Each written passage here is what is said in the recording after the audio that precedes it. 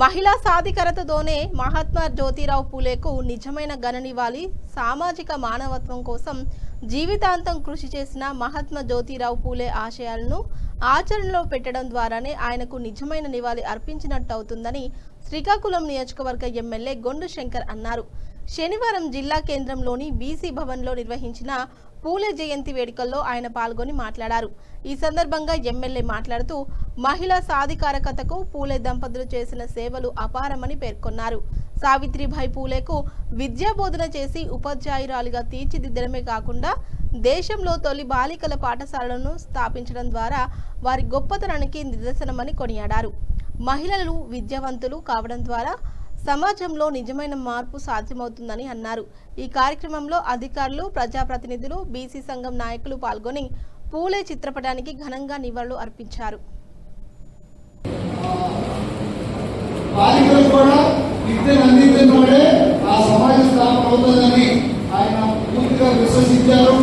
దాంతో పాటుగా మొదటి నుండి కూడా ఈ మన రాష్ట్రంలో ఎప్పుడు కూడా రాజకీయంగా కానీ ఏ రకంగా కానీ బీసీలకు వెనుకబడి ఉండేవారు.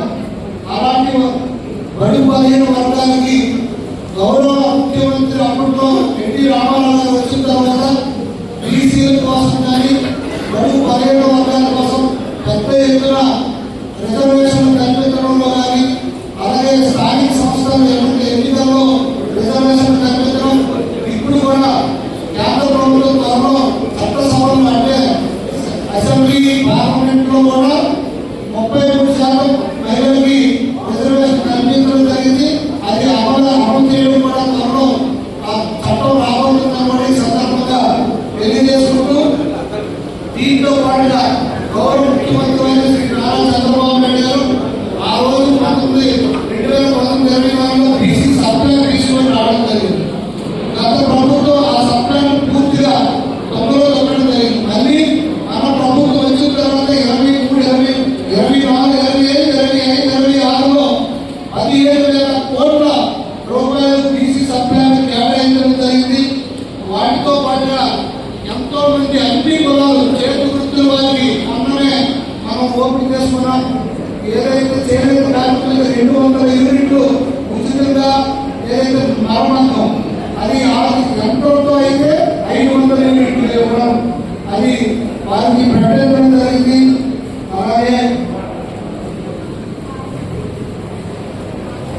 నాయి బ్రాహ్మణ్స్ మనం టెంపుల్స్ లో 25,000 రూపాయలు వారికి జీతభత్యం ఇస్తూ టెంపుల్ కమిటీలో వారికి కూడా స్థానం కల్పించడం జరిగింది.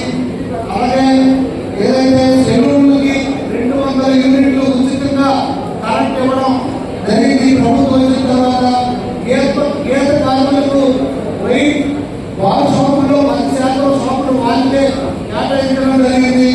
బీమా 10,000 నుండి మత్స్యకారులకు చేపల వేటకి వెళ్ళేటప్పుడు వారికి వేట నిషేధం సమయంలో గత ప్రభుత్వం 10,000 ఇప్పుడు మనం 20,000 ఇవ్వడం జరిగింది. అలాగే బీమా 2 లక్షల నుండి 10 లక్షలకు చెల్లించడం పెద్ద మొత్తం వారికి ఫిషర్మెన్స్ ఇవ్వడం జరిగింది. మత్స్యకారులకు 0.217 రద్దు చేయడం జరిగింది. ఎందుకంటే వారికి మాత్రమే చేపల వేట చేసుకోవాలి, మిగతా వారికి చేసుకోవాలి దాని చట్టం. కానీ గత ప్రభుత్వం రద్దు చేస్తే దాన్ని రద్దు చేసుకుని 2.0.217 ఇవ్వడం జరిగింది. అలాగే బీసీ భవన్ నిర్మాణాలు ఇది కూడా బీసీ భవన్ 5 కోట్లు 14-19లో మనం ఇవ్వడం జరిగింది. 85% మనం పూర్తి చేస్తే గత ప్రభుత్వం దీన్ని పూర్తి చేయకపోతే మళ్ళీ ఈ ప్రభుత్వం ఎన్డీఏ ప్రభుత్వం వచ్చిన వెంటనే దీనికి నిధులు మంజూరు చేసి గౌరవ కలెక్టర్ గారి సహాయ సహకారంలో ఈ భవనం ఎంత సుందరంగా తీర్చిదిద్దుకున్నామో చూడండి. ఇది గర్వకారణం. ఈ రోజు ఈ బీసీ భవనంలో ఆ రోజు మహాత్ముడి యొక్క మన జరుపుకోవడం కూడా చాలా సంతోషమని ఈ సందర్భంగా నేను తెలియజేసుకుంటున్నాను. అలాగే 1000 కోట్లతో ఆదరణ త్వరలో ప్రారంభిస్తున్నాం. అది కూడా ప్రతి ఒక్క చేతి వృత్తిదారులకు కూడా ఇది ఎంతో ఉపయోగకరం. వారికి